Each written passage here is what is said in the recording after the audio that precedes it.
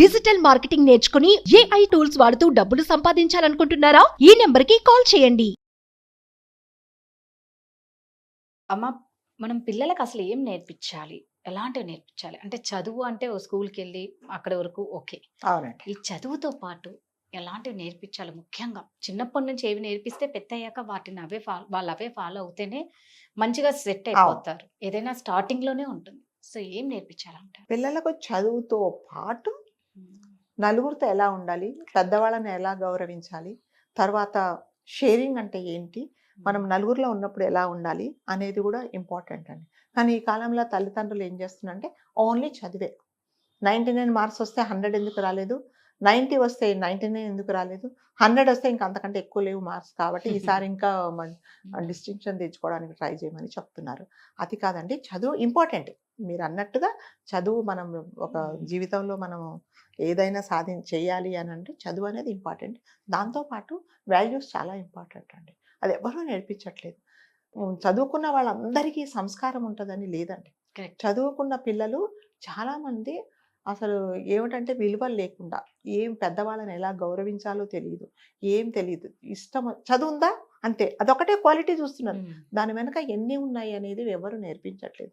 స్కూల్కి వెళ్ళి ప్రతి పేరెంట్స్ ఏమడుగుతారంటే, మా అబ్బాయి బాగా చదువుతున్నాడా, ఏ సబ్జెక్ట్లో తక్కువ మార్క్స్ వస్తున్నాయి, పోనీ ఏమైనా ట్యూషన్స్ పెట్టించమంటారా, లేకపోతే మీరేమైనా స్పెషల్ క్లాసెస్ చెప్తున్నారా అని అడుగుతారే తప్ప, మా పిల్లలు స్కూల్లో ఎలా ఉంటున్నారు, టీచర్స్ ఎలా బిహేవ్ చేస్తున్నారు, తర్వాత తోటి స్టూడెంట్స్తో ఎలా ఉంటున్నారు, తనకు ఆయాలు ఉంటారు స్కూల్లో, వాళ్ళతో ఎలా బిహేవ్ చేస్తున్నారు, వాళ్ళ ఫ్రెండ్స్తో ఎలా బిహేవ్ చేస్తున్నారు అని ఎవరు అడగట్లేదండి. అది కూడా చాలా ఇంపార్టెంట్ అండి, చాలా ఇంపార్టెంట్. అది మీరు అది నేర్పిస్తేనే కదా మరి బయటకు వచ్చిన తర్వాత వాళ్ళు ఎలా బిహేవ్ చేసేది తెలుస్తుంది.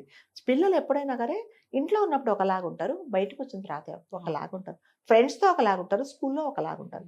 సో వాళ్ళు ఎవరైనా పేరెంట్స్ వెళ్ళి అడగండి, స్కూల్లో అడగండి ఒకసారి, ఎలా ఉన్నాడు అసలు మా అబ్బాయి, మేమేమన్నా ఇంకా చెప్పాలా, అది ఎవ్వరు అడగట్లేదండి. అసలు పేరెంట్ టీచర్స్ మీటింగ్ అంటే వీళ్ళు అసలు వెళ్ళట్లేదు, వెళ్ళినా కూడా రిపోర్టు మార్క్స్ అంతే తప్ప వేరే దాని గురించి అడగట్లేదు. అది కూడా చాలా ఇంపార్టెంట్ అండి. పిల్లలకి ఏం చేస్తున్నారు తల్లిదండ్రులు, సెకండ్ పాయింట్, ఎంతసేపు వచ్చి వాళ్ళకి ఏమి ఇంట్రెస్ట్ అనేది ఎవరు అడగట్లేదు. నువ్వు ఇది చదువు అంతే, నీకు ఇష్టం ఉందా లేదని ఎవరు అడగటం లేదండి. పిల్లలకి ఇష్టం ఉండి ఒకవేళ వాళ్ళకి ఆ సబ్జెక్టో లేకపోతే మీరు చెప్పిన కోర్సో ఇష్టం ఉండి వాళ్ళు చేయడం వేరే, మనం ఫోర్స్ చేసి చేయడం వేరే. ఇప్పుడు వాళ్ళకి ఇష్టం ఉన్నది అనుకోండి, వాళ్ళు చక్కగా చదువుకుంటారు. అదే ఇప్పుడు ఒక అబ్బాయి ఉంటాడండి, వాడికి అసలు MBBS చేయడం ఇష్టం లేదు. ఈ తల్లిదండ్రులకు, తల్లికో తండ్రికో లేకపోతే ఫ్యామిలీలో ఎవరైనా ఒక డాక్టర్ ఉండాలి అనే ఉద్దేశంతో అంతే, నేను కన్నగల మీరెందుకు చేయాలి, మీకు ఇష్టం ఉండాలి కదా, అది చూసుకోవట్లేదండి.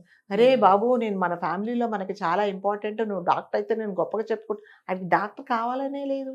వాడితో అమ్మ నాకు సైన్స్ గ్రూప్ ఇష్టం లేదు, నేను చదవను అంటే వాడి వెంటపడి అది చదివి బాబు కెపాసిటీ, పిల్లల కెపాసిటీ చూసుకోవాలి కదా, చూడాలి. ఎంతవరకు చదవగలుగుతారు. పక్కన వాడికి ఎక్కువ మార్క్స్ వచ్చాయి, నీకు తక్కువ వచ్చాయంటే హెల్తీ కాంపిటీషన్ ఉండట్లేదు. అలాంటప్పుడు పిల్లలు కూడా ఏం చేస్తున్నారంటే హెల్తీ కాంపిటీషన్ చదువుకోవట్లేదండి. వాళ్ళు కూడా కక్షతో అలా చదువుకొని పిల్లలు ఒకవేళ ఇంకా కొంతమంది కొట్టుకుంటారండి, కొట్టుకుంటే పరిస్థితి కూడా వచ్చింది. అవన్నీ తల్లిదండ్రులు ఎవ్వరు చూడట్లేదు. వల్గర్ లాంగ్వేజ్ స్కూల్లో, మీరు గవర్నమెంట్ స్కూల్ కానీ మామూలు స్కూల్స్ కానీ, ఎస్పెషల్లీ గవర్నమెంట్ స్కూల్ పిల్లలు స్కూల్ వదిలిన తర్వాత ఒకసారి బయటికి చూడండి, వాళ్ళ లాంగ్వేజ్, వాళ్ళ బిహేవియరు ఎలా ఉంటుందంటే, అంటే నేను ఓన్లీ గవర్నమెంట్ స్కూల్ పిల్లలు అనట్లేదండి, ప్రతి పిల్లలు అట్లాగే ఉంటున్నారు. ఈ గవర్నమెంట్ స్కూల్ పిల్లలు కొంచెం ఎక్కువ చేస్తారనమాట. అంటే వాళ్ళకి ఏంటంటే ఎక్కువ డిసిప్లిన్ ఏమి ఉండదు. తల్లిదండ్రులు పాపం వాళ్ళు ఏదో కూలి పనికి వెళ్ళిపోతారు, వాళ్ళు ఏదో పనులు చేసుకుంటారు, వాళ్ళని కూర్చోబెట్టి వీళ్ళు మంచి మాటలు చెప్పే అంత టైం ఉండదు. అందుకని వాళ్ళకి ఎలా కావాలంటే అలా ఉంటారండి. సో తల్లిదండ్రులు ఏంటంటే పిల్లలకి అవి కూడా నేర్పించాలి. ఒకవేళ పిల్లలు ఏదైనా తప్పు చేశారు, నలుగురిలో ఎప్పుడు పిల్లల్ని కోప్పడకూడదండి. అప్పటికప్పుడు మనం కంట్రోల్ చేసుకొని, వాళ్ళు ఒక్కరు ఉన్నప్పుడు వెళ్ళి, ఇదిగో నువ్వు అప్పుడు అలా మాట్లాడావు, నేను అనలేదు, నేను అలా అనలేదు, నువ్వు అలా పెద్దవాళ్ళని నువ్వు అలా మాట్లాడకూడదు. ఇంకొకటి చాలా అంటే చండాలమైన అలవాటు, పెద్దవాళ్ళని కూడా నువ్వు అనే ఒక మర్యాద అనేది ఏమి ఉండదు. నువ్వురా, నువ్వు పో. అసలు కొంతమంది అయితే అమ్మ అక్క వాయి వరుస లేకుండా మాట్లాడతారు. ఏం లేదు, అమ్మ లేదు, అక్క లేదు, ఒక వాయి వరుస అంటే ఈ పక్కన ఏదైనా పెట్టి రెస్పెక్ట్ గా మాట్లాడదాం అనేది కూడా లేదు. అది ఎవరు నేర్పించాలండి? తల్లిదండ్రే కదా నేర్పించాలి. ఎవరు నేర్పించాలి? వాళ్ళు మరి ఇంట్లో ఉన్నప్పుడు వాళ్ళదే అది బాధ్యత. అదే ఎంతసేపు వచ్చి మా అబ్బాయి చదువుకుంటున్నాడా, మా అమ్మాయి చదువుకుంటుందా అనే చూస్తున్నారు కానీ మిగతా వాటికి ఎవ్వరు ఏమి ఇంపార్టెన్స్ ఇవ్వట్లేదు. దీనికి అన్నిటికీ కారణం ఎవరంటే పేరెంట్సే. పేరెంట్స్లో మరి ముఖ్యంగా తల్లి. ఈ తల్లి అనేది మీరు చెప్పారు కదండి, ఈ ప్రపంచంలో పెద్ద హయ్యెస్ట్ పోస్ట్ ఎవరిదంటే తల్లిదే.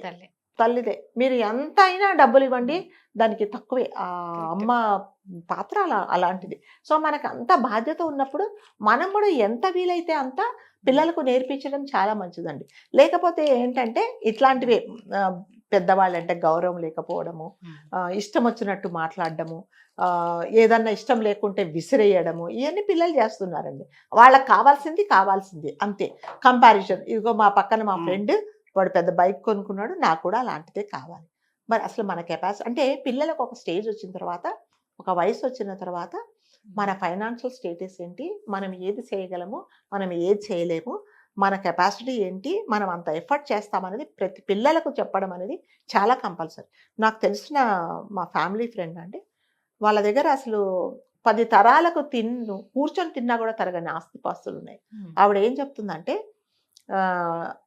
వారంలో ఒకరోజు వాళ్ళను ఒట్టి ఫ్యాన్లోనే ఉంచుతుంది. అంటే వాళ్ళకు కూడా తెలియాలి మేడం, ఏసీలోనే ఉండడం ఎందుకు, ఏసీ లేకుంటే ఎలా ఉంటారనేది వాళ్ళకి తెలియాలి.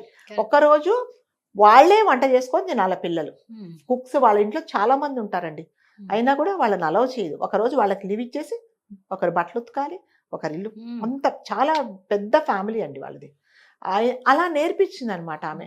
సో ఏమంటదంటే ఈ ఆస్తిపాస్తులన్నీ మా ఫాదర్స్ అండి, పిల్లలది కాదు అది. పిల్లలు కష్టపడి సంపాదించుకునే స్థితి అనేది వాళ్ళకి ఏమో రేపొద్దున ఈ పరిస్థితి ఉంటుందో లేదో.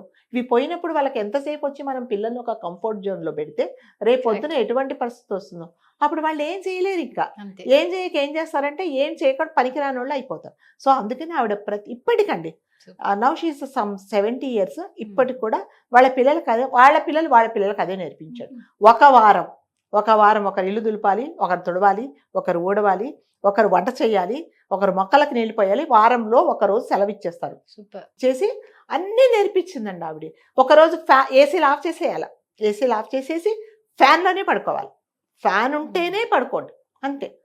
ఫ్యాన్లోనే ఉంటే వాళ్ళు ఎలా ఉంటారో మీకు తెలియాలి. రేపు పొద్దున్న నేను ఏసీ పెట్టలేని పరిస్థితి వస్తుందేమో మీకు పొద్దున, అప్పుడు ఏం చేస్తారు? కొంతమంది అంటున్నారు ఏసీ లేకపోతే నేను ఉండలేను అని అంటారు. సో అలాంటి పరిస్థితి తెచ్చుకోవద్దు. వాళ్ళని చాలా ఆర్డినరీగా పెంచిందండి ఆమె. డబ్బులు ఉన్నప్పుడు ఎంజాయ్ చేయడం పెద్ద గొప్ప కాదు, లేనప్పుడు కూడా మనం ఎలా ఉన్నాం అనేది కూడా ఆవిడ నేర్పించింది. అలా మరి నాకు తెలియదు ఎంతమంది పేరెంట్స్ నేర్పిస్తున్నారేమో. ఒక పెద్ద పొలిటీషియన్ ఫ్యామిలీ అండి అది, నాకు చాలా క్లోజ్ వాళ్ళు అనమాట.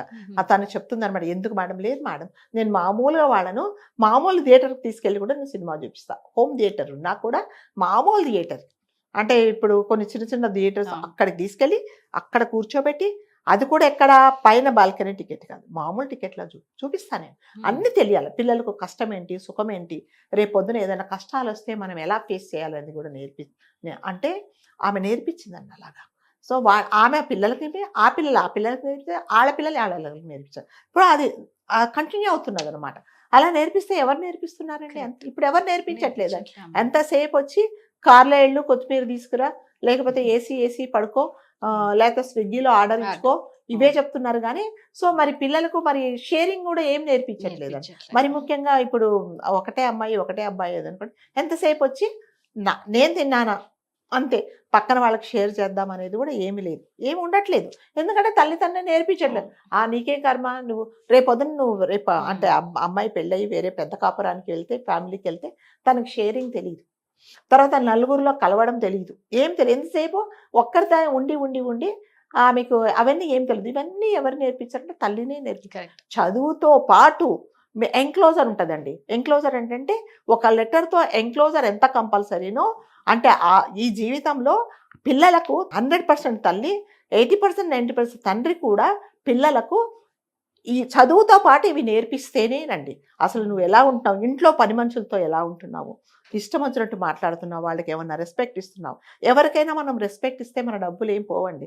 డబ్బులు ఇస్తే ఏమన్నా నిజంగా మన వాలెట్ తక్కువైతుందేమో, కానీ ఎవరినైనా మన ఇంట్లో పనిచేసే వాళ్ళని కూడా మీరు అనండి, వాళ్ళు చాలా చాలా ఆనందంగా ఫీల్ అవుతారు అనమాట.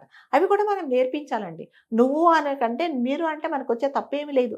పిల్లలకు ఇట్లాంటి వాల్యూస్ నేర్పిస్తేనే మంచిదండి.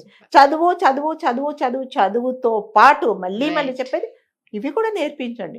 నేర్పించినప్పుడే పిల్లలు బాగుపడతారు. మా పిల్లలు అలా పాడేయాడు ఇలా పడే, మరి నువ్వు నేర్పించలేదు కదా. ఇప్పుడు ఎంతసేపు స్కూల్లో ఏం నేర్పిస్తారండి?